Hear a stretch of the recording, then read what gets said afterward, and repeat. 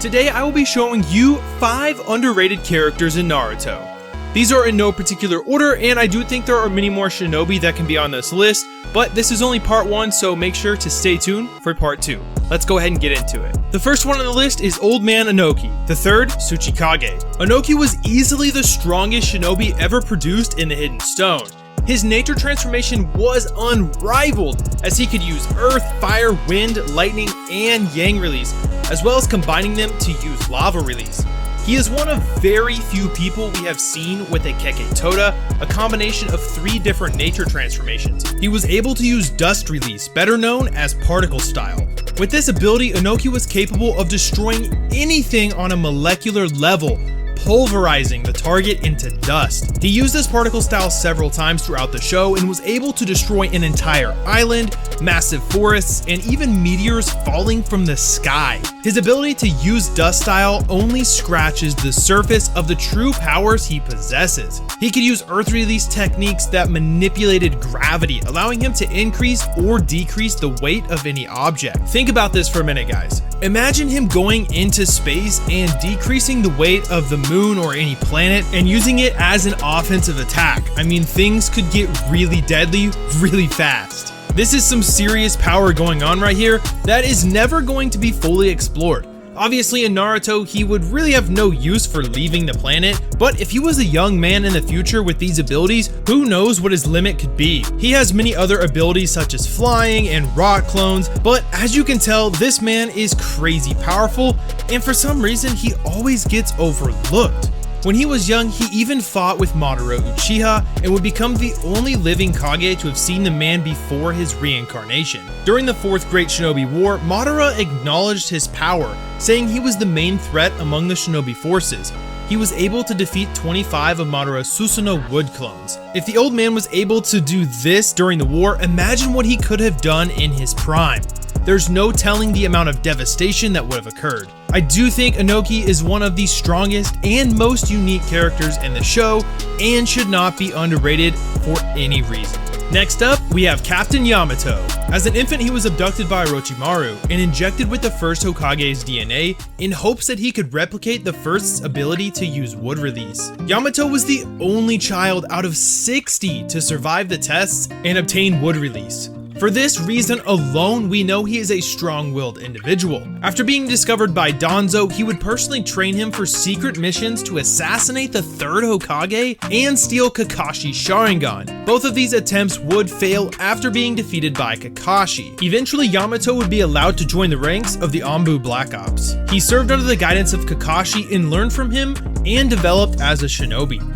He went on to have the best performance record of any Anbu serving under the 3rd Hokage. So even as a young and confused boy who already had a tumultuous life, he was able to persevere. Yamato would be assigned to lead Team 7, where we truly get to see his powers shine.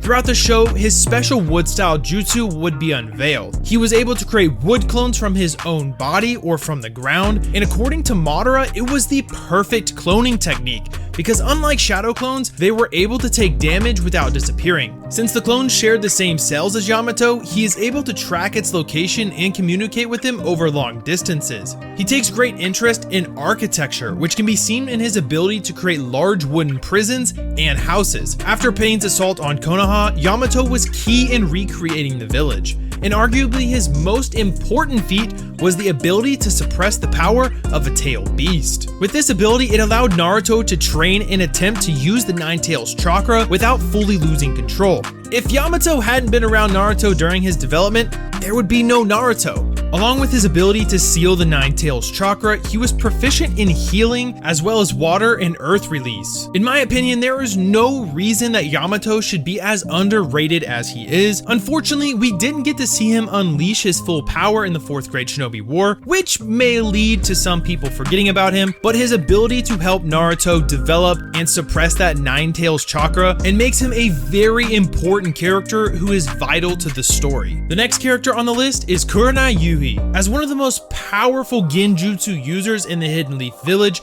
Kurenai always gets overlooked due to her getting defeated so easily in her first fight against Itachi. Now, to be fair, the Sharingan is no match for any type of genjutsu, but to simply write her off for that is wrong. Kurenai was tasked by the 3rd Hokage to train Yakumo Kurama, a talented genjutsu user from a clan of highly advanced users. That alone tells us how proficient and talented she is with her jutsu. Her skills are said to even rival Itachi, and he even praised her skills during their battle. Even without the Sharingan, she could still use powerful genjutsu. She was able to see through illusions in an instant and could lure her enemies in with ease. She could even place multiple enemies under different genjutsus simultaneously. Her talents go beyond her genjutsu, as she could also seal away a person's Kekkei Genkai and enter the subconscious of a person to see their true nature. Although we do not get to see Kurenai very often, as she eventually retired from shinobi life after the birth of her child, I think she's underrated, but I understand why she's overlooked because we just don't get to see her on screen as much as other characters.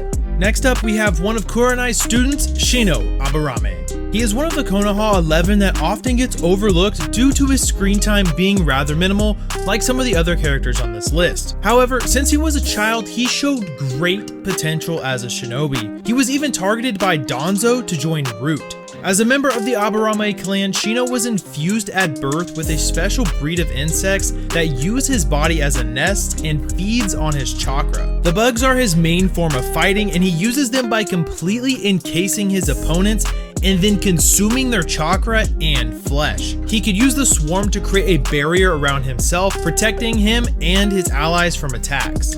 While there are many unique abilities throughout Naruto, Shino's insects get lost in that conversation because we never get to see their full potential and how powerful they truly are. I mean, imagine a swarm of thousands of insects pursuing you and then sticking to your body, devouring your flesh, and stealing your chakra. That's an insanely powerful ability that we never get to see. However, during the Chunin exams, we do get to see him go toe-to-toe with Kankuro and defeat Zaku. And during the war, he was able to take down several white Zetsu that had the power level of Jonin. His bugs were even able to defeat many clones of the 10-tailed beasts. Shino was as skilled as any other Jonin, despite never ranking up after becoming a school teacher at the academy. This may be another reason Shino gets overlooked. We often get caught up in the crazy powers and abilities and sometimes forget about the support characters. Shino's insects make him one of the best trackers in the leaf, and he can use the bugs to spy and gather information, and the female bugs can be left on an individual to track down his target. He could also use insect jamming technique, which created fake chakra patterns, confusing Sensory Ninja and keeping him hidden. Shino is extremely intelligent and gets overshadowed by Shikamaru, but he's just as skilled as him in battle strategy.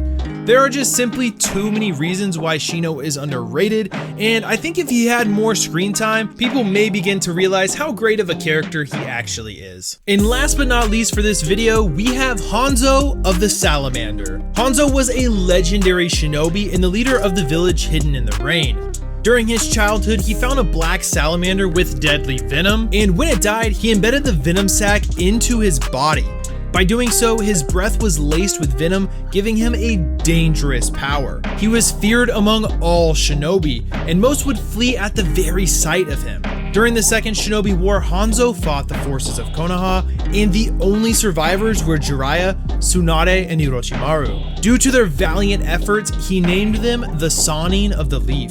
The fact that any one man could destroy an entire regiment is an incredible feat, but even the three legendary Sannin were unable to defeat him. It shows the incredible power and strength that Hanzo has. It was said his speed was unmatched, as he was proficient with the body flicker technique. He was highly skilled with Kusarigama, being able to defeat his opponents with just the weapon alone. Hanzo was also able to summon Ibuse, a massive poisonous salamander which he rode atop of. His strength and reputation alone should catapult him atop the list of the greatest shinobi, but it's what he did after his prime fighting years that makes him even more underrated. Years after the Second Shinobi War, he would team up with Danzo to kill the leader of a group who was a threat to his power.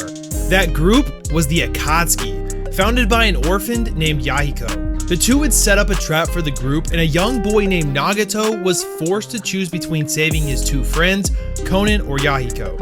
Yahiko sacrificed himself, and Nagato would become the new leader of the Akatsuki, changing the course of history. I don't see this talked about enough, but if Hanzo would have left the Akatsuki alone, and Yahiko survived, the world would probably have been a much different place. We have to remember that Nagato was very sensitive when he met Jiraiya and didn't become corrupt until after Yahiko's death. The Akatsuki still would have used some unorthodox ways to bring peace to the world, but under Yahiko's rule, it would have been much different. Instead, it created death and destruction to the entire shinobi world and brought about the Fourth Great War. For these reasons, I think that Hanzo of the Salamander is one of the most underrated characters in all of Naruto. There we have it, everyone. These are the 5 characters in Naruto that I think are underrated. What did you guys think of this list, and do you think these characters are underrated or maybe even overrated?